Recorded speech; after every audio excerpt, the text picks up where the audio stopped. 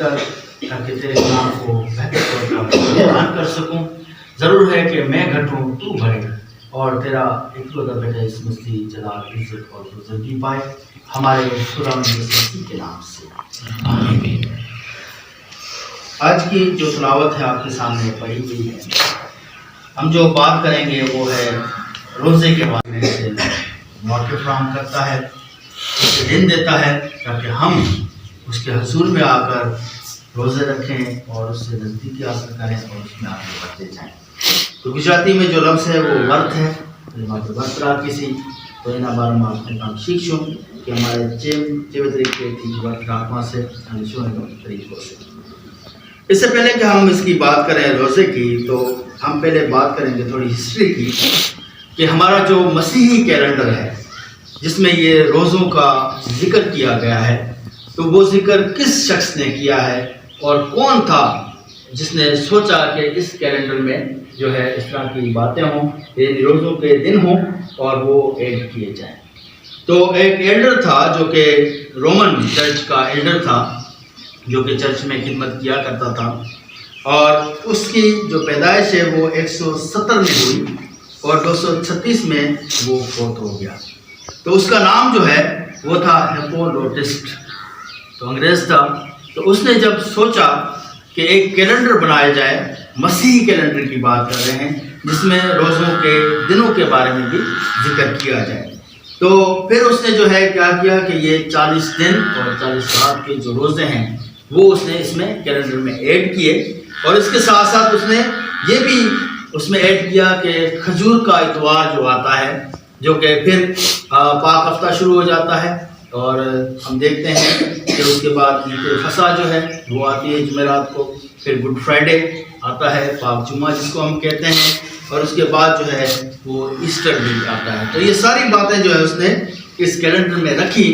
تاکہ ہر مسیحی کے لیے آسانی پیدا ہو اور اس طریقے سے وہ خدا سے نزدیکی حاصل کریں اور روزے جو ہے وہ رکھ سکیں۔ اب جب ہم بات کر رہے ہیں روزوں کی، تو اب ہمارے روزے چل رہے ہیں، اور جب یہ مارچ کا مہینہ شروع ہوگا تو 10 مارچ کو جو ہے جو یہاں پر اکثریت ہے جس کی حکومت ہے پاکستان میں، مسلم جو لوگ ہیں وہ بھی روزے رکھیں گے۔ تو ہم جب دیکھتے ہیں کہ بہت سارے لوگ جب روزہ رکھتے ہیں، تو ہمارے خدا یسوع مسیح نے جس طرح یہاں پر بیان کیا کہ وہ ایک دکھاوے کا روزہ رکھتے ہیں،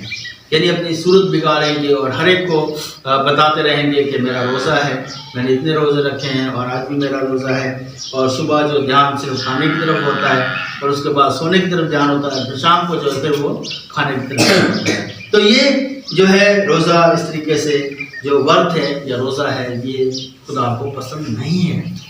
خدا نے یہاں پر خدا یسوع مسیح نے جو اپنے الفاظ یہاں پر کہے، وہ کہتا ہے کہ جب تم روزہ رکھو تو اپنے سر میں تیل ڈال اور منہ دھو،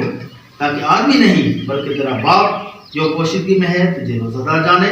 اس صورت میں تیرا باپ جو پوشیدگی میں دیکھتا ہے تجھے بدلہ دیتا ہے۔ تو ورت جو رکھنا ہے یا روزہ جو رکھنا ہے، تو ہمیں لوگوں کو نہیں دکھانا، لیکن ہمیں خدا باپ کے سامنے جو ہے یہ رکھنا ہے کہ ہم نے روزہ رکھا ہے، اور علیحدگی میں، یعنی ایک اچھی سی جگہ جہاں پر ہم رہتے ہیں وہاں پر، اور خدا کے ساتھ جو ہے ہمارا رابطہ ہونا چاہیے۔ خدا کے ساتھ جب ہمارا رابطہ ہوگا تو پھر ہمیں جو ہے دنیاوی چیزوں کی فکر نہیں ہوگی، اور یہاں پر خداوند یسوع مسیح کے کہنے کا مقصد یہی ہے کہ روزہ رکھتے ہو تو دنیاوی چیزوں میں نہ پڑو، اور روزے کے ساتھ ساتھ جب ہم روزہ رکھتے ہیں تو اس میں جو باتیں شامل ہیں وہ یہ ہے کہ ایک